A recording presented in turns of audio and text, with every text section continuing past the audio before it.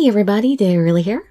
Thank you so much for joining me for another episode of Hakuouki Demon of the Fleeting Blossom. Firmly on Kazuma's route now, and I had just went to visit my old house when my father happened to show up, and then Kazuma showed up, and then Amagiri showed up. We just all happened to show up around the same time for no particular reason. Great timing, everybody. And my father ran away and escaped, though apparently Kazuma wants to kill him. So let's see where things go from there. You can just sit back, relax, and let me read you a story. Even if we aren't directly related, that doesn't change the fact that he raised me. Kazuma shrugged. If you say so, Makoto has gone down a dark path. As a demon, it is my duty to kill him. I could hear it in his tone that my feelings on the matter were irrelevant. No matter how much I might object, Kazuma had marked my father for death. I had been so flustered since Kazuma's arrival at my house that only then did the question occur to me, why had he come? He had no knowledge of my father's plans, so he would have had no reason to visit our house. Was he looking for me? Could he have been worried about me? I snuck a glance in his direction. It wasn't possible that the self-centered demon I knew would spare even a moment to worry about someone else. No way. Still, his motives were a mystery. You don't even know the man. You only met him a handful of times for like maybe 10 minutes at a time usually. You traveled together for a little while, and that's it. Don't talk like you know him inside and out. Eventually, I gave up on going to Kofu and decided to remain in Edo. I wanted to find the Shinsengumi again, but I couldn't allow my father to continue his plans either. He had to be stopped. Kazuma, Amagiri, and I busied ourselves searching for more information about Koto's furies. Time passed, and as April turned into May, we finally found out what we were looking for. Our research uncovered the location of my father's furies, and where they were, he would be. Sen sources were able to confirm what we'd learned. Finally, the furies had been found. Kazuma, do you think you could give me some time with him? He stared at me, unreadable. I think maybe if we talk, I can convince him to reconsider. I had no idea how successful that attempt might be, but I had to at least try. He looked at me silently for several long seconds, then finally nodded. He gave in much more easily than I would have predicted. Fine. He would give me a chance. Thank you. I knew very well that if I failed, my father would die. Kazuma had no compunctions about slaughtering him, along with the rest of the Furies. There wouldn't be a second chance. Together, Kazuma and I snuck into the mansion where our information had said my father was hiding. Chizuru. I'm here to stop you, father. If you set Edo on fire, hundreds of people will die. Why does the Imperial Army have to kill so many innocent people? It seemed a perfectly legitimate question to me, but my father frowned and sighed with disappointment. When he spoke, it was with the same voice he'd used to explain difficult things to me when I was a child. You may not understand yet, but what I'm doing is necessary, for the good of our country. No. Weren't the people the country? How could killing them serve them? It is a sign that we met each other here. Come with me. What kind of sign could mean that I should help you murder innocent people? Good question. It's not like this is a coincidence. We found you and tracked you down, father. I felt my voice rising to a scream. I can't go with you, father. Even if we weren't related by blood, I'd always loved Koto as my real father, but the look he gave me then was cold and loveless. Why are you so desperate for me to come with you? I'm not even your real daughter. I fixed my eyes to his, looking for some sign of something. Is it because you want to use me? Because I'm the heir to the clan? So, you know. I see. Yes, you're right. You have strong blood. I need that. I felt my heart break. So he just wanted to use me. Your blood will help me improve the Furies. Father. That's enough out of you, worm. His voice echoed through the room as Kazuma stepped out from the shadows, his eyes piercing my father like a pair of steel blades. He's so hot when he's angry. Lord Kazuma, you've come as well. The corner of his mouth twitched, hinting at a smirk. You were hired by the Satsuma domain as well. You've worked for the humans. How is what I'm doing so different? Kazuma sneered. I owed the Satsuma domain a debt. They hid and protected my clan long ago, when the shogunate wanted us eradicated. All I've done is settle that debt. Ah, now I finally know why he was doing that. Small horns grew from Kazuma's forehead, and in the blink of an eye, his hair was white. Your actions do not befit a demon. You are nothing more than a disgusting animal. He spat with contempt, his eyes sparking with anger. You give in to the false power of the water of life, and you bow and scrape to the government so that they might throw you scraps. You've lost your pride as a demon. He drew his sword, with a soft, deadly hiss of steel. Now, die. The aura of death and violence that suddenly hung over Kazuma was terrifying. Hey, I'm not done convincing him! Can't you be a little more patient? I felt my body take a step back. You know, I've always despised your holier-than-thou attitude. He grinned. Even you have your limits. Do you think you can defeat a whole army of Furies? Furies, attack! He has defeated, kind of small armies of Furies already before, without even breaking a sweat. There was only silence. He yelled again. Oh, he already killed them all? He yelled again and again, growing more and more desperate. No one came. Has something happened to your beloved abominations? A wide, taunting grin split Kazuma's face. Damn it! What's going on? Ah, Amagiri. Your monsters have been taken care of. You are all that remains. I think this is the first time I've seen him in his demon form, isn't it? Looks pretty good. Amagiri had destroyed the Furies, while Kazuma and I were distracting my father. No matter how far superior Furies were to normal humans, demons like Amagiri and Kazuma were something else entirely. The thought that any number of Furies could defeat them was foolishness.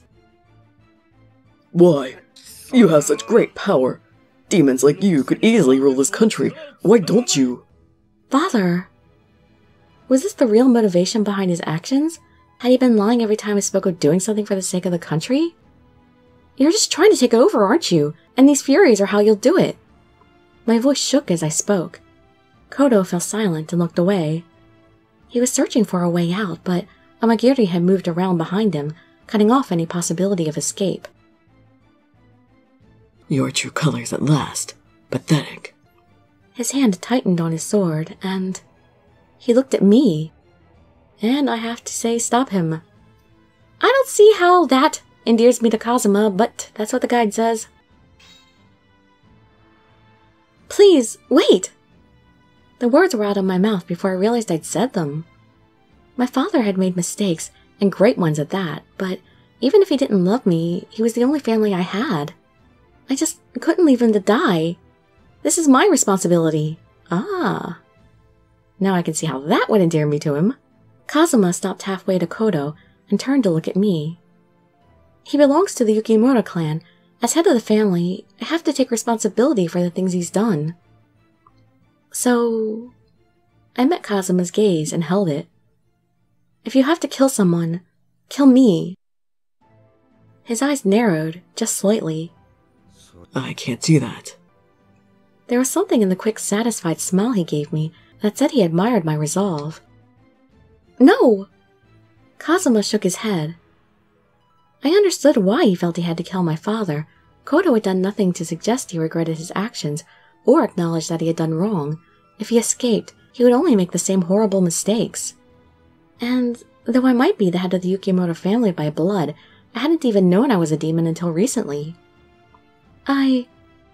In my heart, I knew he was right, but I couldn't bear to sit by and let him kill my father. Then again, what choice did I have? Yeah, can you really stop him? Kazuma turned back toward him, his sword gleaming with a cold promise of violence. At least you can die by my hand. He stepped forward toward my father. Kodo stood frozen for a moment, looking desperately for a way out.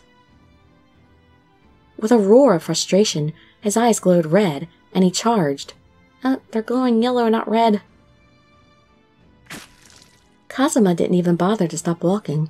His sword sang through the air, a brilliant line of pure silver catching my father across his body.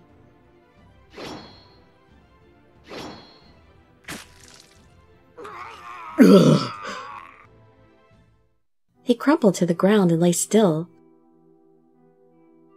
Kazama slid his still bloody sword back into its sheath with deadly finality. That must be one really messy sheath. He's always sheathing his sword all bloody. Ugh. I felt myself running to my father's side, but as I reached out, his body suddenly changed, and all that was left was a pile of white ash. Why did that happen? Father.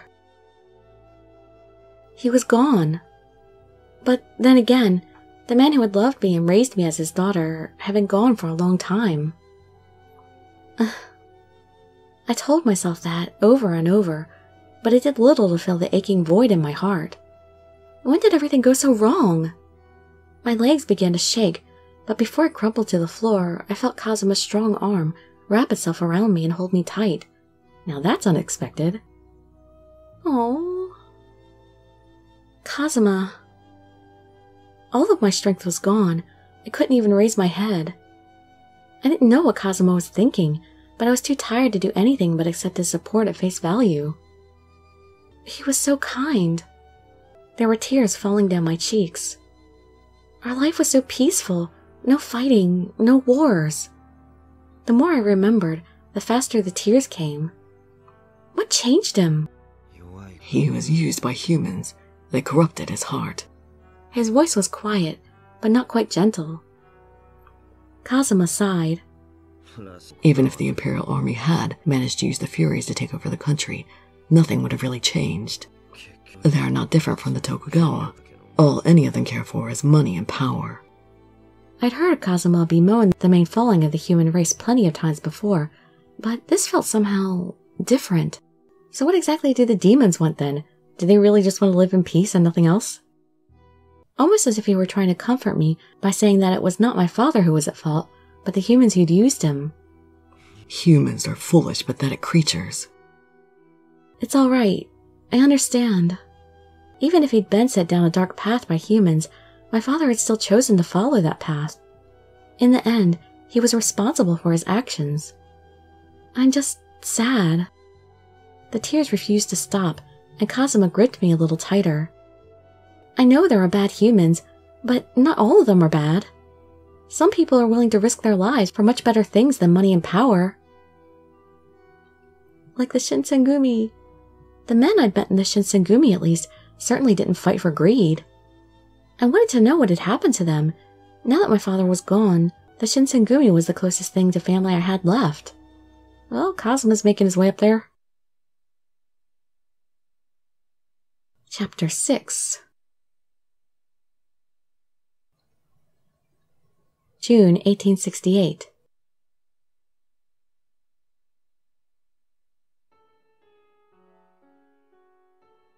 Faced with a long and bloody battle against the superior imperial army, the shogunate decided to surrender Edo Castle. In doing so, they avoided fighting in Edo. However, the army of the shogunate still had fire in its breast and refused to surrender, taking the battle north. In the northeast, an alliance was formed between the forces loyal to the deposed shogunate, called the Northern Alliance. It joined forces with the Aizu and Sendai domains. The imperial army had taken the advantage and showed no signs of relinquishing it any time soon. The shogunate soldiers were clearly outmatched, and yet they continued to fight. Even the Shinsengumi were routed by the imperial army before they could reach Kofu Castle. Then we heard that Nagakura and Harada had suddenly left the rest of the Shinsengumi, but not why. Falling out with Kondo. Okita's condition worsened, and he was sent elsewhere to recover. Kondo was forced to surrender to the imperial army. What was happening to the Shinsengumi? As with everything in life, all good things must come to an end. Those were the thoughts on my mind when I arrived at Utsunomiya Castle in June. Kazama had remained with me, apparently determined to see the war through to its ultimate end. Amagiri had stayed with us as well, still bound by Sen's orders.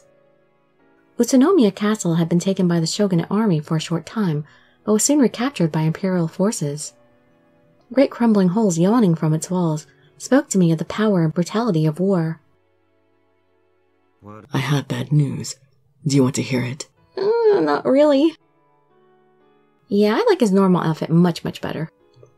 I turned to look at him. Kazama's eyes stared down at me, expressionless. When war had abandoned swords in favor of rifles, soldiers had begun to wear Western clothes. After we left Edo, Kazama had too. At first, they had felt strange, out of place, but in time I'd grown to get used to them. Please, tell me. His voice was quiet when he spoke. Kondo has been beheaded by the Imperial Army. I had no words. He looked away, an almost imperceptible frown on his lips. Whether or not you believe me is up to you. Well, we already know you're not a liar. No, it's not that I don't believe you. When we'd heard the news that Kondo had surrendered, I'd known in my heart that it wouldn't end well, but to finally be confronted with that harsh truth was difficult. Do you know where the rest of the Shinsengumi is? After they fought at Utsunomiya, they moved to Aizu, where they are currently in battle. He gave me a look that suggested he knew what the next words out of my mouth would be. I want to go to Aizu.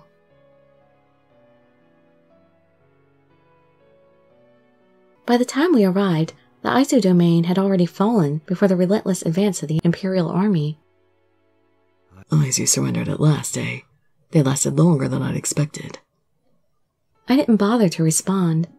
Every time I was confronted by the horrible reality of war, I felt the cracks in my heart widen.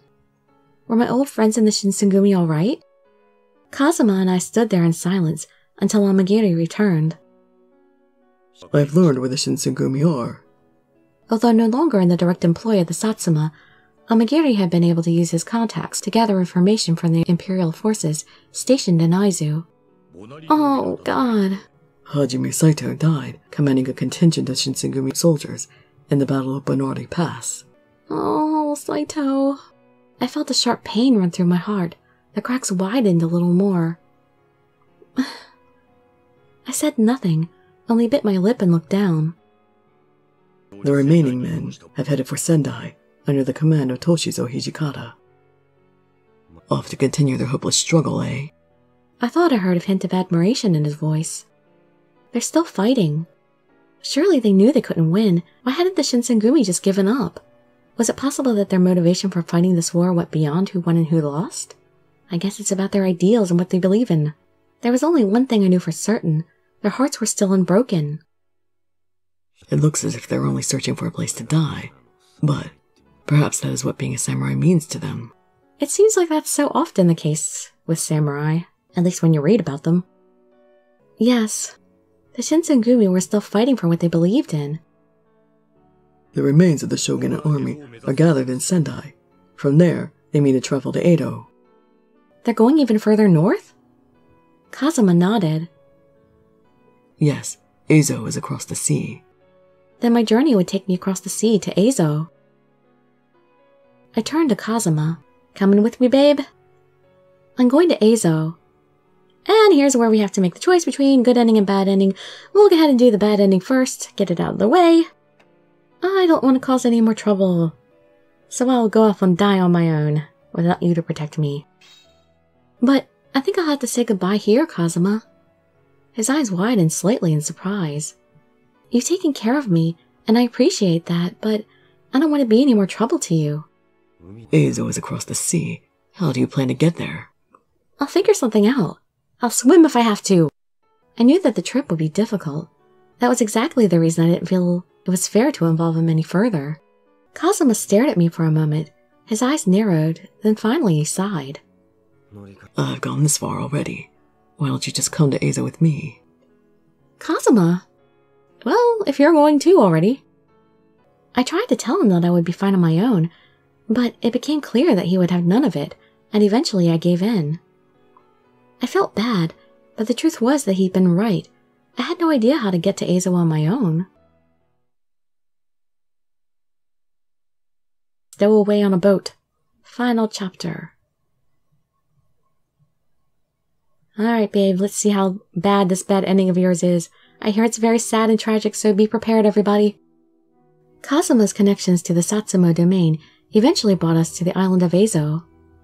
We were unable to find a boat during the Battle of Hakodate, which forced us to wait, but without Kazama's help, I never would have been able to get across the sea. At last, the war was over. The shattered remnants of the shogunate's army finally surrendered, but the political state of the country remained in flux. Amagiri told us he was worried for Sen's safety and departed for Kyoto as the war ground to a close. A samurai in Japanese clothing would draw the suspicious eye of the Imperial Army in Hakodate, so Kazama gave me Western clothing to wear. Ah, what's this look like? Ah, they're not going to show us right away! Even in August, the sunlight in Eizo felt gentle, and the summer breeze was refreshingly cool against my cheek. This is Goryokaku? Kazama nodded. This is where it all ended. When they came to Eizo, in the end of last year, they had only 3,000 men. When the battle for this fortress began, they had only 2,000. I couldn't bear to ask what had happened to the missing 1,000. The Imperial force sent here to defeat them numbered 50,000. The battle was over before it even began. After arriving at Hakodate, Kazama had put together a detailed description of the last days of the Shinsengumi. May 9th, the Imperial Army landed in Eizo. June 20th, the Imperial Army began a full-scale attack. June 23rd, the Shogunate Army surrendered at Benten Fortress. Only 92 men surrendered at Benten Fortress. Of those 92, 13 were members of the Shinsengumi. June 27th, Goryokaku, the final stronghold, surrendered as well, and the Shogunate Army's long battle was at last at an end. And Hijikata? It was hard to imagine Hijikata surrendering, no matter what the odds might have been. Kazama was silent for a moment before he answered. That doesn't bode well. He died in battle on June 20th. He was shot while trying to rescue the Shinsengumi in Benten Fortress. He's dead. I couldn't believe it. Men like Hijikata didn't die. They couldn't. Unfortunately, history disagrees with you. Kazama sighed and cast his gaze around. Are you satisfied? I honestly had no answer. I didn't know. That was when I saw it, hidden down in the grass. A battered, discolored flag, a flag representing truth, honor, integrity. The flag of the Shinsengumi. Tears began to pour from my eyes, hotter and faster than any since my father's death. What had been the point of all this? Had they just come here to die?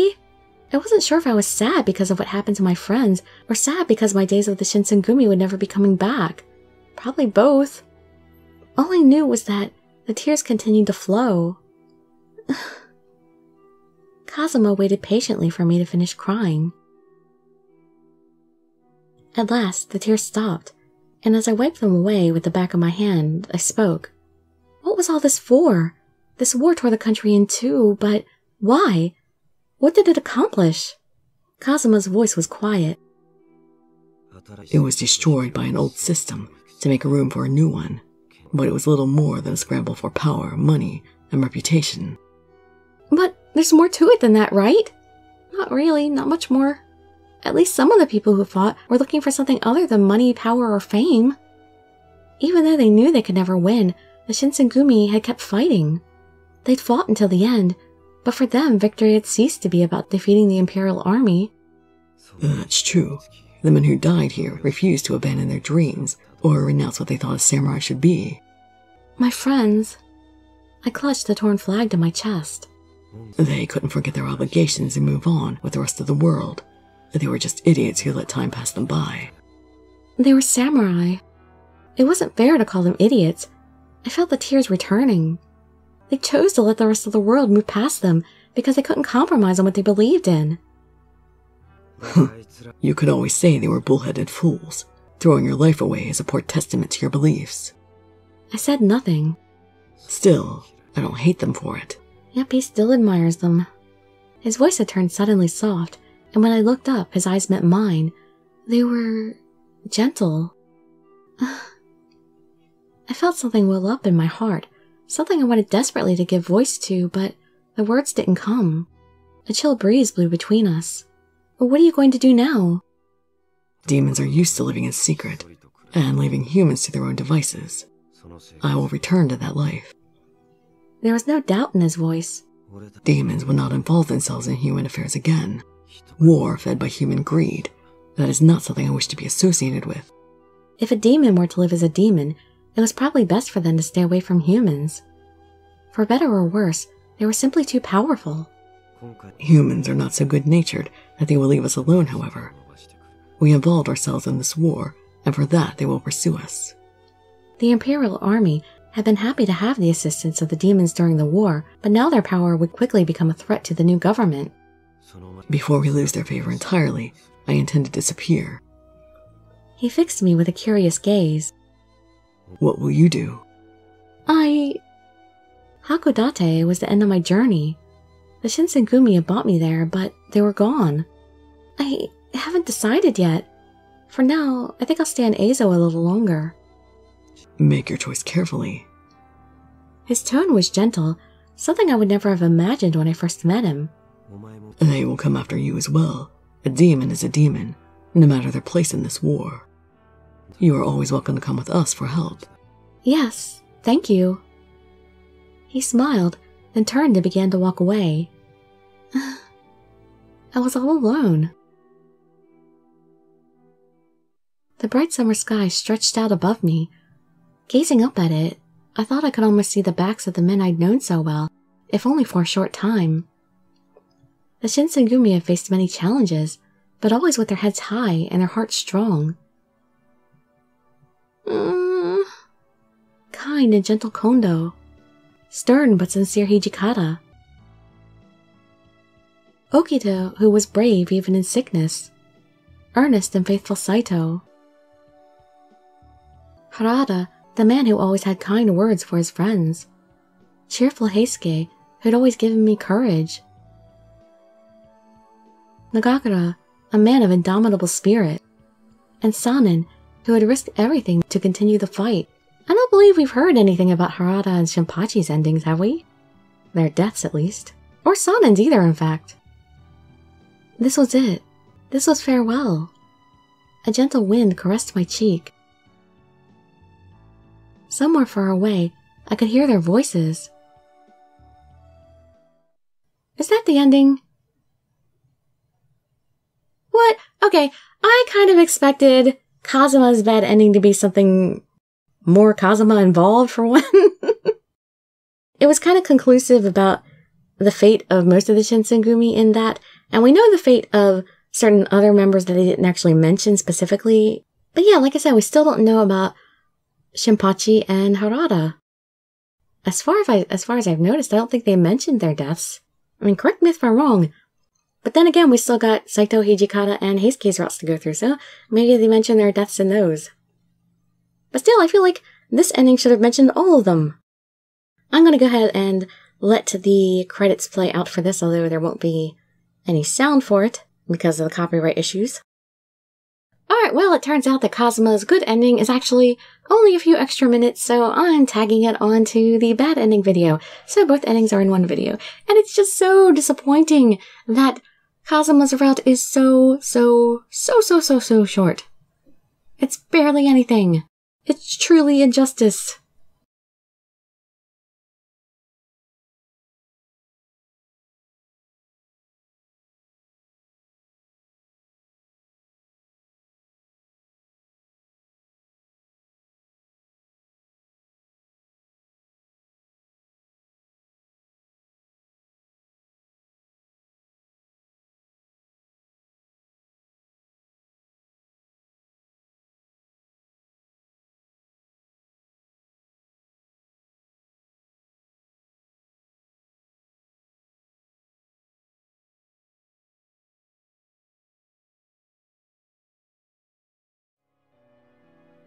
Alright, please come with me.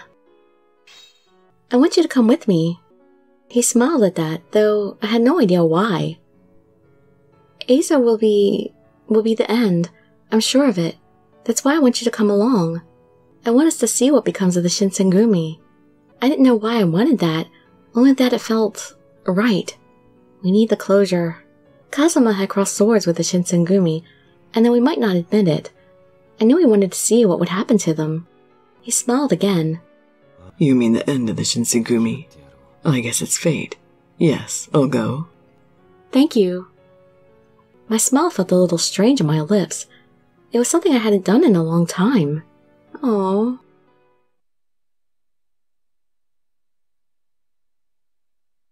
Final chapter. Again. But a better version this time. Kazuma's connection to the Satsuma domain eventually brought us to the island of Ezo. We were unable to find a boat during— we can skip some of this. He looked at me for a long moment, then suddenly spoke. I like you. What? Really? That simple out of the blue? At first, I was only interested in you as a female demon. I looked at him quizzically, and he went on to say that a simple female demon would have quickly lost his interest. But because he'd enjoyed toying with the Shinsengumi, we'd met several times. You were only an excuse to play with the Shinsengumi. He seemed strangely mystified by his own words, and fell silent for a moment, thinking. I was about to ask what on earth he meant, when I realized his arms had encircled me, drawing my body close to his. Oh, that's a beautiful kiss. His face was only inches away. They're not even inches away here. Then suddenly, his mouth was pressed against mine. My body went tense with surprise, and I nearly cried out. But only a moment passed before I realized that this felt good. I could feel the heat of his breath mingled with my own, and the caress of his lips sent tingles up and down my spine. I had never realized before how long his eyelashes were, or how perfect and smooth his beautiful face was. And of course, I had never had cause before to learn how gentle his kiss could be. Then, as abruptly as it started, he pulled away. Kazuma. My mind was still reeling when he spoke with a smile. That's proof that we're no longer strangers. I'll say. What? What do you— When you're ready, come to me. What do you mean? Oh, come on. I still wasn't sure what he meant. My mind still scrambled from the moment of passion that had just ended. But Kazuma just smiled. Well, if you don't come to me, then I'll come get you. Good boy.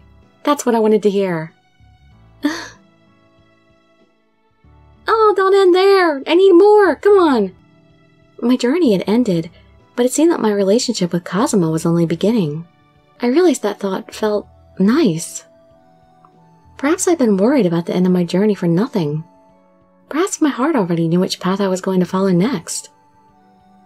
No, don't end! Don't end! More! Darn it! We didn't really have any time to get close to him. He was just our tour guide for a while. Alright, Idea Factory, Access, you guys need to get on top of giving us sequels so we can see more times with Kazuma. Please, do it! Any of the games that has us being with Kazuma, give them to me! I need them! Please! Please! Grant an old lady her dying wish. I mean, I'm not dying yet, exactly. Well, who knows, maybe. You never know when you might die. But, yeah, I have less time than a lot of the younger population out there who are fans of these. Oh god, I'm so sad that Kazuma didn't have a little more content. Alright, well, in the next episode, we shall be starting on Hajime Saito's route. So, hope to see you there or in some of my other videos. And I'd be so grateful for any likes, comments, subscriptions, or shares with your friends to show some support. Thank you so much for joining me, and I wish you all health, happiness, and safety. Dirili signing out. Bye-bye, everybody.